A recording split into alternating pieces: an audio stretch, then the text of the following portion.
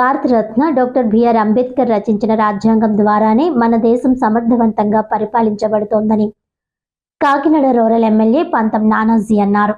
Kakinada rural మండల ప్రజా పరిషత్ కార్యాలయంలో ఎంపీపీ అనంతలక్ష్మి త్రిమూర్తులు, ఎంపీడీఓ పి సతీష్ ఆధ్వర్యంలో ఘనంగా 77వ గణతంత్ర దినోత్సవ వేడుకలను ఎమ్మెల్యే పంతం నానాజీ ముఖ్య అతిథిగా పాల్గొని జెండాను ఆవిష్కరించారు. ఈ సందర్భంగా ఆయన మాట్లాడుతూ, రాజ్యాంగం రచించిన అంబేద్కర్ అయితే సుమారు 565 సంస్థానంలో భారతదేశంలో కలిపిన సర్దార్ వల్లభాయ్ పటేల్ ను, అలాగే ఇప్పుడు భారత ప్రధాని నరేంద్ర మోడీ వల్ల భారతదేశం 4వ స్థానంలో ఎగబాకుతుందని అన్నారు. ఆంధ్రప్రదేశ్ ముఖ్యమంత్రి చంద్రబాబు నాయుడు, ఉప ముఖ్యమంత్రి పవన్ కళ్యాణ్ వల్ల అభివృద్ధిలో పురోగతి సాధిస్తుందని ప్రతి ఒక్కరూ గుర్తుంచుకోవాలని అన్నారు. ముందుగా వందే మాత్రం ఆలపించిన అనంతరం జెండా ఎగురవేసి జెండా వందనం చేశారు. అనంతరం విద్యార్థులకు స్వీట్లు పంపిణీ చేశారు. వృత్తిలో నైపుణ్యత సాధించిన వారికి జ్ఞాపికలు అందజేసి సత్కరించడం జరిగింది. ఈ కార్యక్రమంలో జనసేన నాయకులు, కార్యకర్తలు, విద్యార్థులు, సచివాలయ సిబ్బంది, మండల సిబ్బంది తదితరులు పాల్గొన్నారు.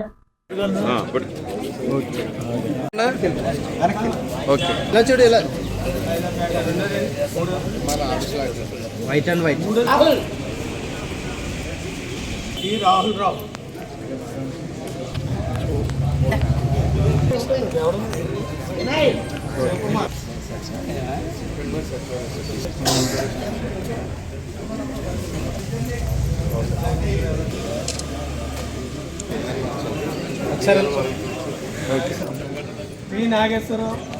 గణేష్ గారు సార్ ఇలా చూడండి అండి, ఇలా చూడండి.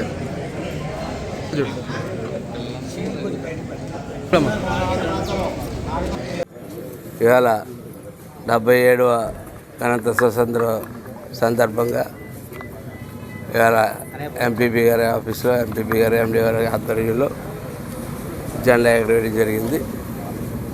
ఈ 77 సంవత్సరాల్లో భారతదేశం గత 15 ఏళ్ళుగా అనేక విజయాలు సాధించుకుంటూ ఇవాళ దేశంలోనే 3-4 స్థానాలకి, ప్రపంచంలోనే 3-4 స్థానాలకి పోటీ పడే పరిస్థితి ఇవాళ వచ్చింది.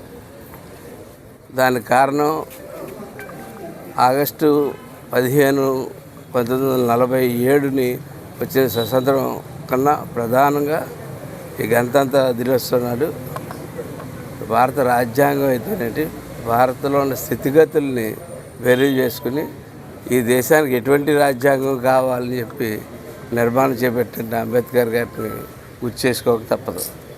ఎందుకంటే భారతదేశంతో పాటు 47 నుంచి 50 ఆ ప్రాంతాల్లో అనేక దేశాలకి స్వతంత్రం రావడం జరిగింది.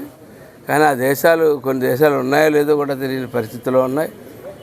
కొన్ని దేశాలు అయితే చాలా ఆర్థికంగా చిదిగిపోయి ఉన్నాయి. కానీ భారతదేశం మటుకు నిజంగా క్రెడిట్ గోస్ టు అంబేద్కర్ గారు. అలాగే భారతదేశం స్వతంత్ర అనంతరం 565 సంస్థానాలని భారతదేశంలో కలిపిన సర్దార్ వల్లభాయ్ పటేల్ గారికి, వాళ్ళిద్దరికీ కూడా ఈ క్రెడిట్ వెళ్తుందని చెప్పి నేను తెలియజేస్తా ఉన్నాను. దాని మూలంగా ఇవాళ మనం దేశం రాజ్యాంగం పటిష్టంగా ఉండడం వల్ల ఇవాళ అంతర్కలహాలు లేకుండా మన చుట్టూ ఉన్న దేశాల్లో, అన్ని దేశాల్లోని చూస్తూ ఉన్నాం. నేపాల్లో చూస్తూ ఉన్నాం, బంగ్లాదేశ్లో చూస్తూ ఉన్నాం, శ్రీలంకలో చూసాం, అలాగే పాకిస్తాన్లో చూస్తూ ఉన్నాం. ఎక్కడ చూసినా సరే అంతర్కలహాలు అవి కనపడుతూ ఉన్నాయి. ఈ భారతదేశంలో మటుకు ఆ రాజ్యాంగం యొక్క గొప్పదనం, ఆ గణతంత్ర దినోత్సవం నాడు చేసినటువంటి ఈ రాజ్యాంగాన్ని ఇవాళ మనం ఖచ్చితంగా అమలుపరుచుకుంటూ చక్కగా కథ తీసుకెళ్తున్నందుకు మోడీ గారికి, అలాగే రాష్ట్రంలో మన పవన్ కళ్యాణ్ గారికి, చంద్రబాబు నాయుడు గారికి, లోకేష్ గారికి అందరికీ కూడా అభినందనలు తెలియజేసుకుంటూ మరింత ముందుకు కొనసాగాలని చెప్పి, ఈ ప్రపంచంలో మొదటి స్థానంలోకి ఎదగడానికి ఎంతో కాలం లేదని చెప్పి నేను తెలియజేస్తున్నాను.